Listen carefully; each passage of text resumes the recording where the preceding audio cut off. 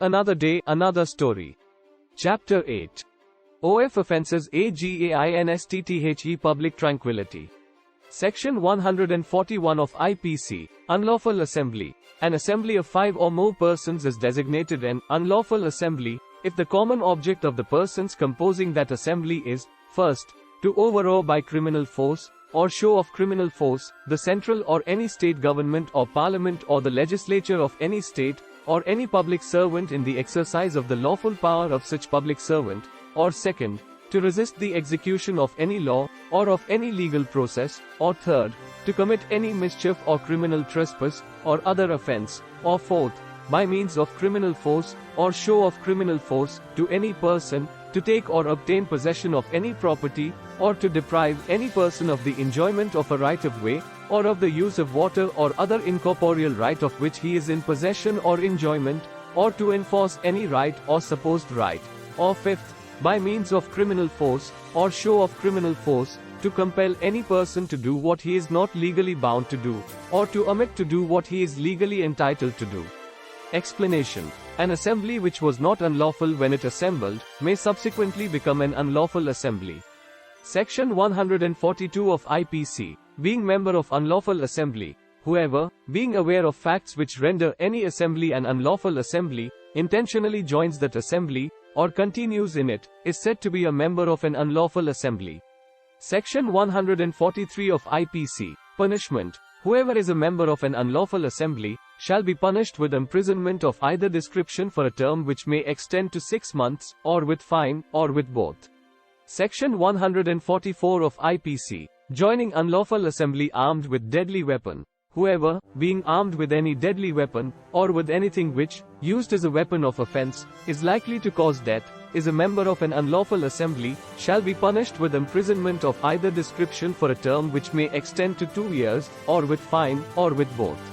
Section 145 of IPC, joining or continuing in unlawful assembly, knowing it has been commanded to disperse. Whoever joins or continues in an unlawful assembly, knowing that such unlawful assembly has been commanded in the manner prescribed by law to disperse, shall be punished with imprisonment of either description for a term which may extend to 2 years, or with fine, or with both. Section 146 of IPC, rioting. Whenever force or violence is used by an unlawful assembly, or by any member thereof, in prosecution of the common object of such assembly, every member of such assembly is guilty of the offense of rioting. Section 147 of IPC, punishment for rioting. Whoever is guilty of rioting, shall be punished with imprisonment of either description for a term which may extend to 2 years, or with fine, or with both. Section 148 of IPC, rioting, armed with deadly weapon. Whoever is guilty of rioting, being armed with a deadly weapon or with anything which, used as a weapon of offense, is likely to cause death, shall be punished with imprisonment of either description for a term which may extend to 3 years, or with fine, or with both. Section 149 of IPC. Every member of unlawful assembly guilty of offense committed in prosecution of common object. If an offense is committed by any member of an unlawful assembly in prosecution of the common object of that assembly, or such as the members of that assembly knew to be likely to be committed in prosecution of that object, every person who, at the time of the committing of that offense, is a member of the same assembly, is guilty of that offense.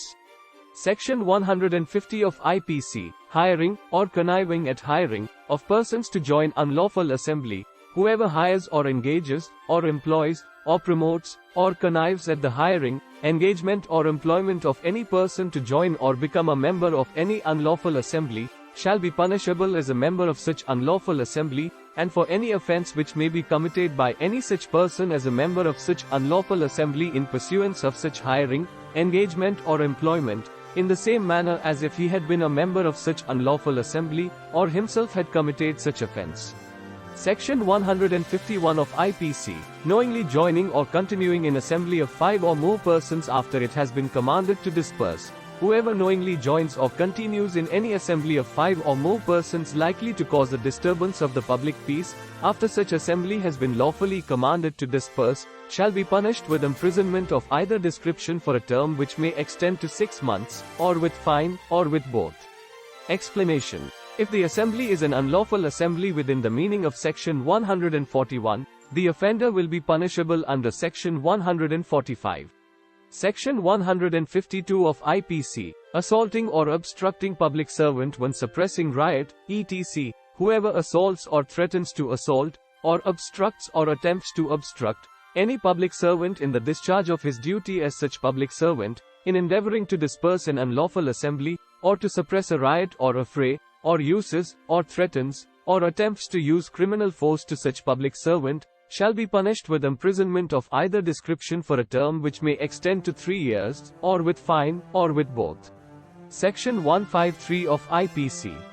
Wantonly giving provocation with intent to cause riot, if rioting be committed, if not committed, whoever malignantly, or wantonly by doing anything which is illegal, gives provocation to any person intending or knowing it to be likely that such provocation will cause the offense of rioting to be committed, shall, if the offense of rioting be committed in consequence of such provocation, be punished with imprisonment of either description for a term which may extend to 1 year, or with fine, or with both. And if the offense of rioting be not committed, with imprisonment of either description for a term which may extend to 6 months, or with fine, or with both.